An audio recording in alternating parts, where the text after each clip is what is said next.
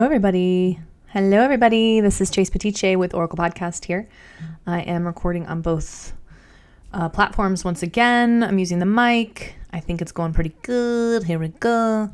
This is the astrological and celestial update for March 2nd through 9th. I am going to be releasing these every Sunday for the week ahead and giving my input, take, and oracle advice. So let's get into it.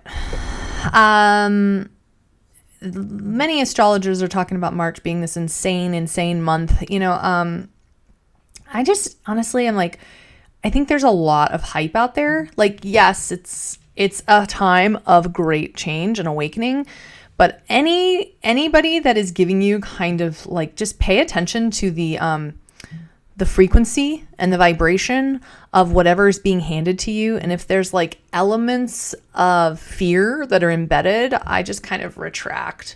I really think one of the most important things one can do these days is to really keep oneself in a pure space, a protected space where you can uphold your light, your consciousness, and your power. So one of the things for me, which for that is really disconnecting from, I'm just turning my phone on Do Not Disturb so I don't get disturbed, is disconnecting from any energies that are really, it's taking, and I'm not saying, of course, we live on planet Earth, like there's negativity, there's chaotic energy, but there's a lot of energies that are swirling around, and it's honestly not being a cold bitch to do that. It's actually being just self-preservation, because I know for myself as an empath, whatever energies I tend to allow into my space, I really merge with because of my sensitivity. And as I'm getting older, I'm really becoming aware of how much those energies affect my mental state, my vibration, and the quality of my life. I just went through a massive cleansing, clearing space, basically period.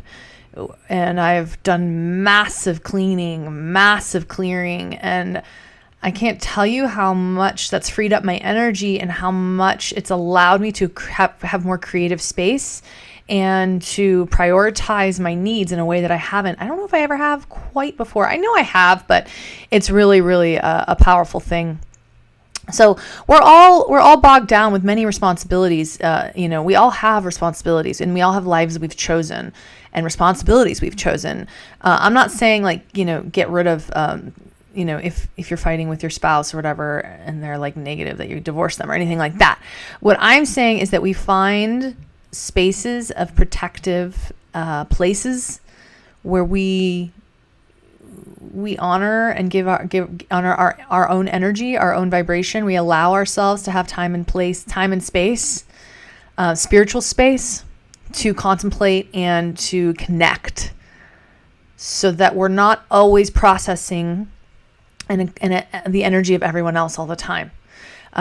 This is a very powerful time for the empaths of the world to start to reclaim their spiritual power, start to awaken to their spiritual power. And part of that is the energy of having space. So I'm just going to say, we're going to be talking a lot today, because the big theme of this week and what's been happening this week is that Venus went retrograde. And that kind of took me down a rabbit hole of, the energy of Venus and what she really represents, the embodiment of Venus. It's funny because Venus is retrograde and Mars is direct. Archetypally, traditionally, Venus rules the feminine. Mars rules the masculine.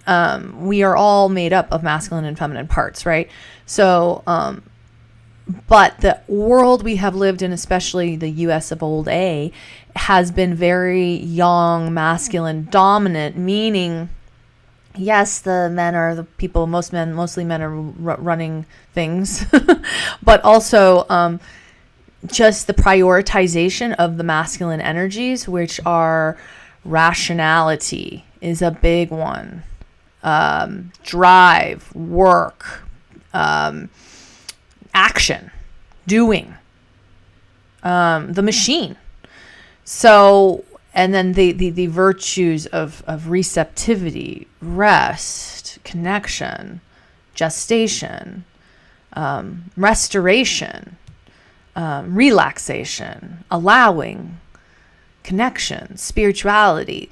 Those have been put way in the background. A lot of them are not valued. We're having kind of a revolution now as the fabric of society is breaking down, where the feminine is beginning to be able to poke through. So this Venus retrograde period, these archetypes are energies that all of us carry within ourselves. We all carry the energy of Venus inside of us. We all carry the energy of Mars. How it's expressed, we can see in our birth charts, but these are archetypal energies that all of us have and all of us can tune into. And, my Witchy Bitch book, the book I wrote, Witchy Bitch, and my foundational program, it's really, for me, the whole thing was written because it was a foundational, was when I shifted my internal paradigm from forcing versus allowing, pushing versus receiving, and how much my life started to change. And that what that really meant was that I started looking at the feminine aspects of myself, and I started letting that guide me versus the rational aspects, which is why we're all where we're at here on planet Earth. There's a lot of pushing, a lot of to create things that we thought that we wanted. A lot of it is based in rationality. And what's really exciting about the times we're living in right now is that all of that is getting completely dismantled. The values are getting dismantled. Our values are getting dismantled. The things we value are getting dismantled. And we're able to actually start to connect to source and ourselves on our own terms, which is very Age of Aquarius, where we start to actually tune into our originality, our sense of our own, what really resonates with us, our own identity outside of systems and systems of control and jobs in the machine, and start to awaken to our true song, our true vibration, the things that really we have that we are meant to do. Because we all have something we are here learning on planet Earth. It's the Earth School.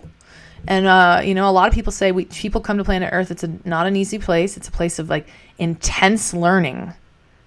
It's a place of powerful learning. That's how I feel. I feel like I have evolved so much in this life. We're here as in a process. It's a process of awakening. So let's talk about Venus retrograde. I had some thoughts about it. So, it says, okay, so one of the things about Venus retrograde is, so Venus rules, traditionally Venus rules, and I'm kind of a futuristic astrologer, I guess you'd say, where, these ideas and the archetypes are solid, but then they also evolve, right? So Venus retrograde, is, traditionally it's a time where we reassess relationships. Venus rules relationships, love, beauty, money, but really let's go into the deeper energetics of those, right? I kind of put, what I kind of really thought it was about was that it's about worth. So if we're in a time of reassessing our relationships, it's a great time to start asking yourself, what are you worth? And starting to understand and really examine what self-worth actually means. What I kind of came to terms with is what you're putting in equal to what you're receiving. And really the big jump and the quantum leap I think humanity's going through right now is that getting out of the checklist of rationality, oh yeah, they do this, this, this, and this. And it's no, what do you feel? Do you feel nourished or do you feel depleted? Do you feel like your cup is getting filled just as much as they're filling up their cup? Or is your cup getting depleted as their cup is getting filled? Unfortunately, the way that the world has worked for a very long time, and especially in the age of Pisces, which was riddled with codependency, which codependency is really, I will sacrifice my life force to make sure that you are okay. That is the essence of codependency. And really through that process, there is like self-worth gets whittled away. Because basically what you are telling yourself through that process is that I am not worthy. I am not worth it. And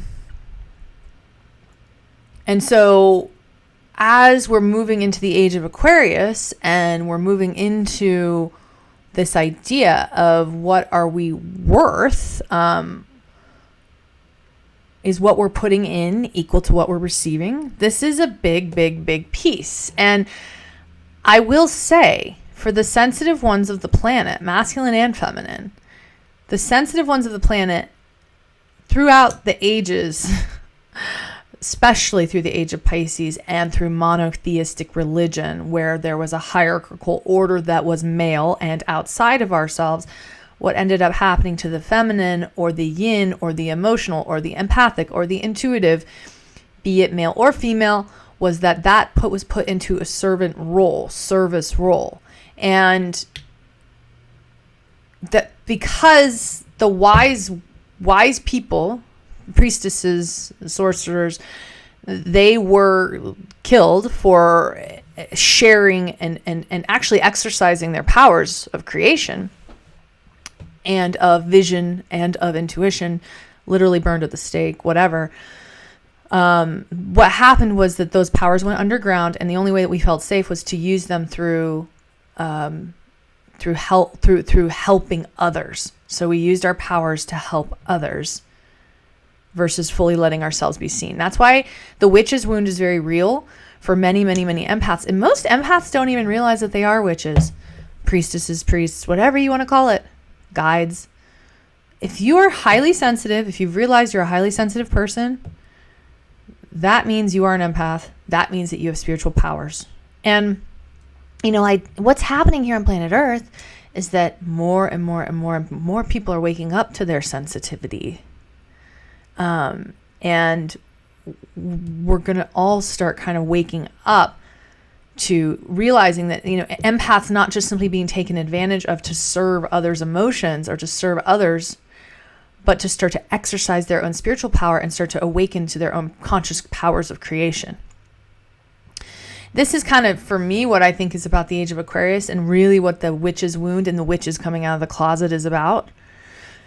And so through this process, worth, relationships is what I'm getting, is what I'm putting in equal to what I'm receiving. And this idea that, this is really changing for me in my life as well. Like, as somebody that's been a wise woman, my whole life, and I'm here to serve. I'm here to guide. I'm here to assist. I'm here to help. But as I've grown older, and I've started to really value myself and my gifts, my relationships have shifted over time as well, where I'm no longer willing to have people close to me that are not in the, it's an infinity loop. It's an infinity loop of give and take. It's an infinity loop. And that's an infinite energy. When you're in that dynamic, it's infinite energy. When the dynamic is skewed or distorted, there's an extraction process happening, where one person is sacrificing their life force for the other person, and both of them actually are holding the same energetic signature of unworthiness. Because if somebody's just taking without realization or just blindly taking, they have actually the same wound as the person that's giving. A lot of people call it the narcissist empath dynamic. It can be called anything, really. But it's the way that it's the dynamics of planet Earth over the last few thousand years, especially with the rise of monotheistic religions that were led by hierarchical institutions and based in the masculine, where God was a man, really. Not to say that, I don't think God should be either gendered. God is an energy. God is the ether, which is the fifth element, which is everything that's beyond, in between things, what space is made out of. It's inside of us as well. We are God. We are God expressing itself.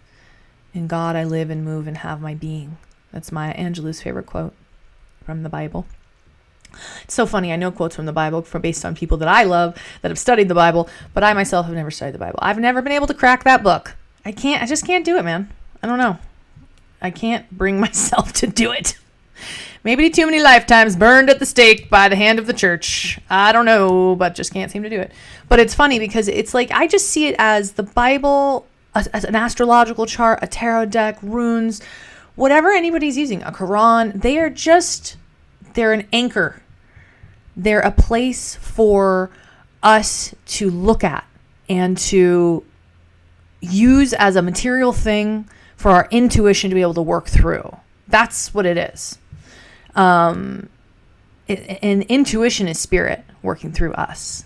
So, okay, let's get back to Venus retrograde. Another question around self-worth and worth and values about Venus retrograde. It's a time to review, really review.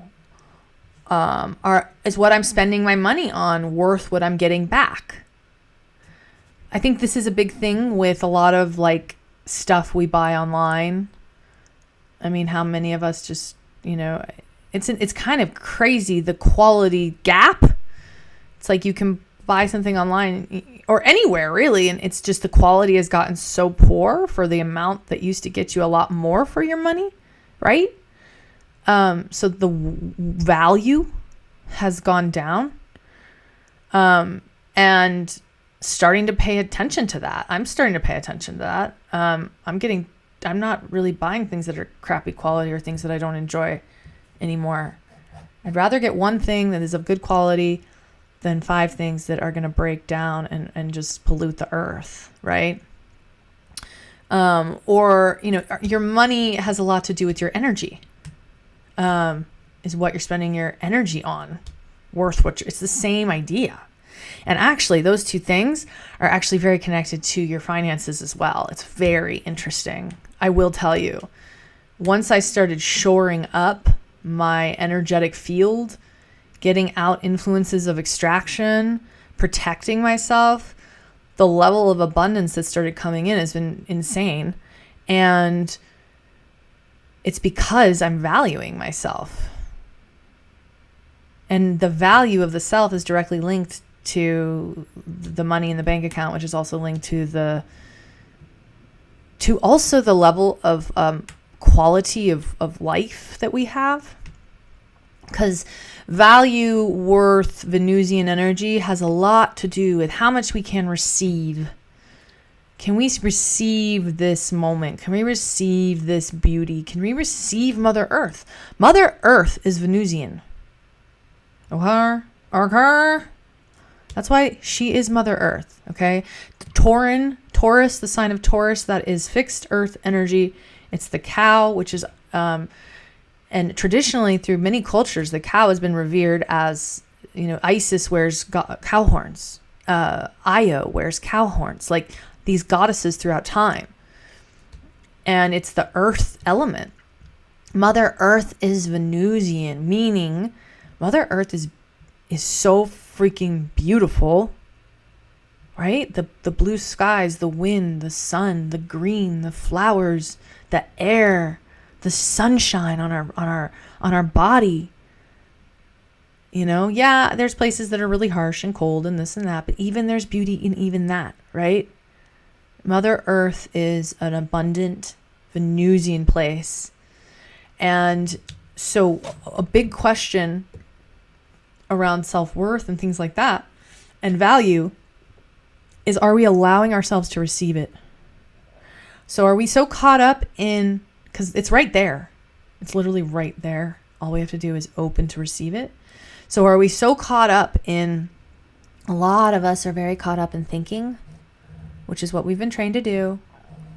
A lot of thinking is based in fear. It's based in worry. It's based in uncertainty.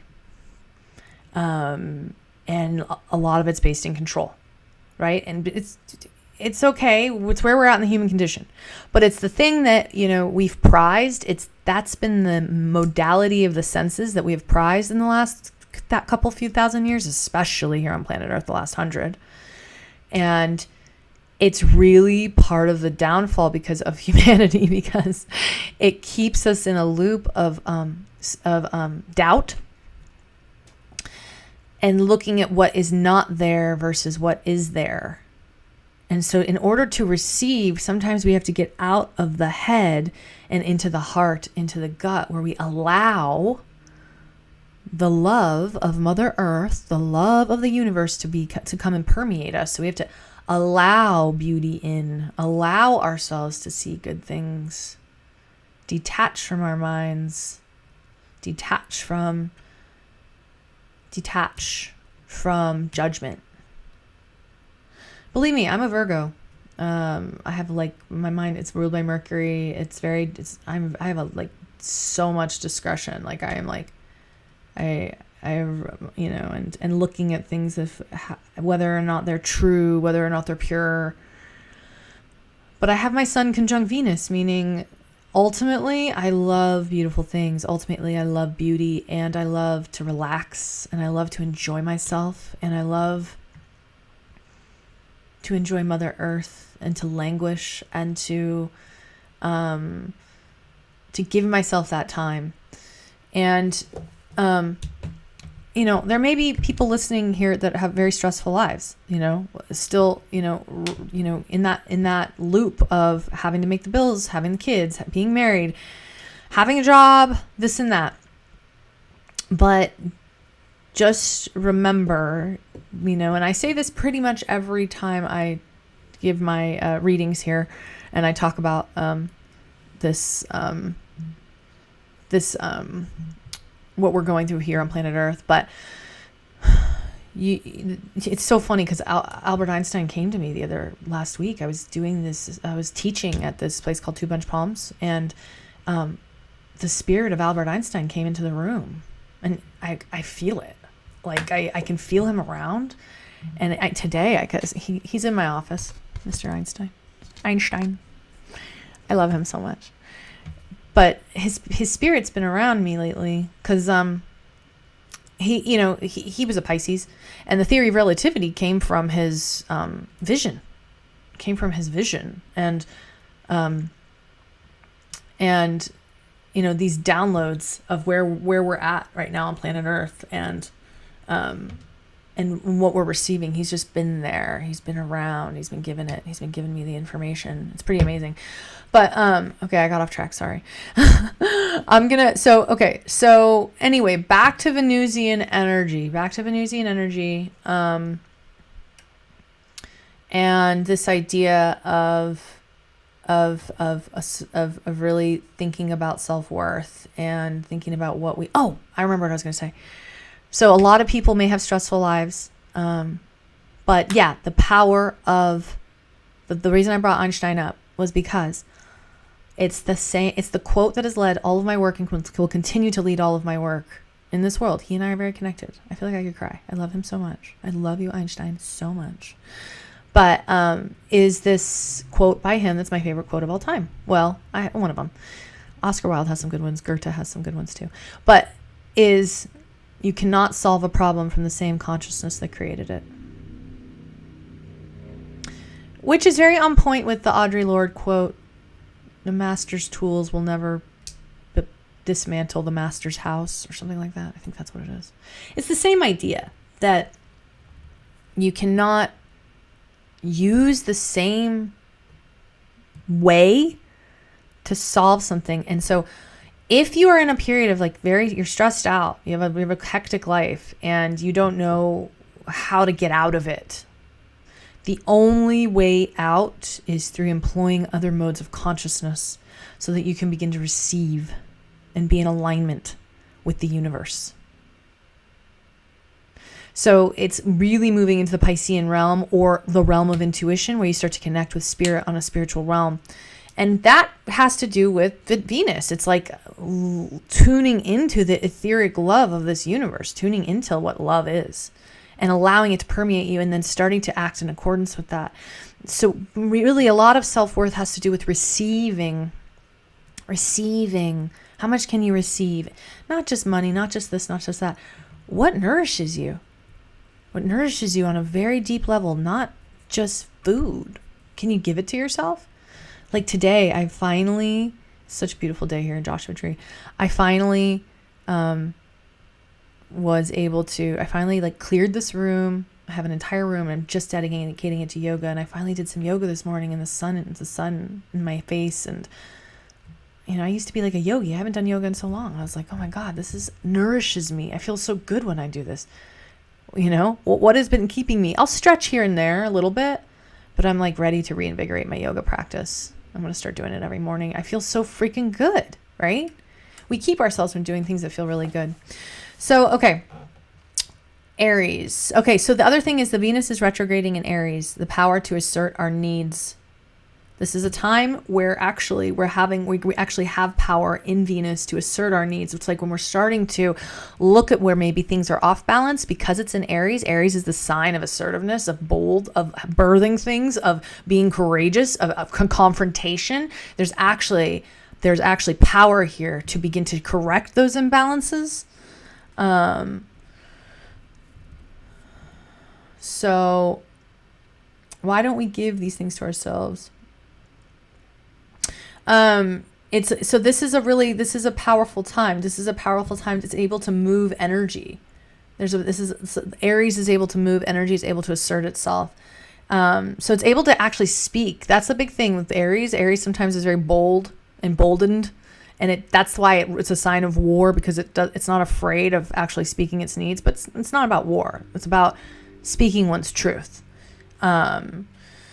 And just remember this other idea of, worth in Hebrew equals to the word security, which I think is very, very powerful. Security is very Tauran as well. And it's really this deep kind of connection to spirit, the earth, goodness, that's really what it's time to fill up. I'm in the process of creating a course around faith because I think it's a very, very, very important thing that we all begin to integrate in our lives. And a lot of us have lost it. So, let's see here. Mercury's going into Aries this week, which is actually going to be another thing. So we're going to have Venus retrograde and then Mercury going into Aries, which is actually going to give us a lot of room to be able to, like I said, speak our needs, speak our truth. And we're going to be able to move energy with that. Words are power. Mercury is Thoth, the god Thoth, the Egyptian god of wisdom and creation. Words create. So if there are imbalances, start to use your words. Speak from a place of authentic truth. Pause and allow yourself to speak your needs. Aries is direct, bold, courageous, and there's power here to speak truth to power. So, on top of all that, we have this stellium in Pisces, which I've been speaking about quite a bit. That's really pretty powerful. It's this portal in time, and the North Node is conjunct Neptune in Pisces, and we're on the 13th, I believe. There's an eclipse. Let me make sure that's correct. 14th. On the 14th, there's an eclipse. Next week's astrology, I'll be talking about that, and it's going to be highlighting eclipses. It's a full moon eclipse. It's going to be a massive portal of highlighting this energy. This is really a month. I think a lot of different astrologers are talking about this month. This is a month for quantum leaping. So if you're in that space, if you're in that place, if you can get your focus right, find some spiritual space and start to align the things in your life that are off balance. Really, really do that reflective period around Venusian attributes to align that energy in your life. There will be more peace, more joy, and deeper alignment. So this Piscean portal that we're going through right now is just so it's out of this world, and it's so beautiful. It's so otherworldly. The veil is thin. It really is. The veil is thin right now through other dimensions, and that's why Albert Einstein's able to come and hang out with me lately, or I'm more receptive to him. Maybe it's just cementing in a new way of being. That's what it kind of feels like to me. Higher awareness of frequency, vibration, spiritual dimensions. But through that, beginning to get understanding of conscious creation, of what the energy behind matter means, and how our focus, our beliefs, our faith shape our reality. Reality being materiality. So we must be very careful with where our mind, heart, and spirit are at. Where are they vibrating at? How are they vibrating? And I'm not saying spiritually bypass here. That is not what I'm saying. I will never say that. I'm a big person around shadow work. But shadow work is meant to be touched. It's meant to be felt. It's meant to be brought light to, and it's meant to travel. We're not meant to stay in the shadow. Shadow work is actually light work. They're the same thing. So I'm not saying spiritually bypass. Say you're in a place where you're having a hard time. I'm not saying that you don't need to process that and do all that. Also give yourself space when we cry, when we grieve, when we whatever, release. There's a lot of letting go, a lot of ego death right now. Let yourself receive the goodness of this earth, of the sun. There is love there for you to receive. There is protection, there is guidance, there are spirits here. There is a positive frequency that is emerging right now that we can tap, and it's very creative. It's very powerful. Okay, so those are my thoughts for this week. I love you all, and thanks for being with me here today. All right, I'll talk to you later.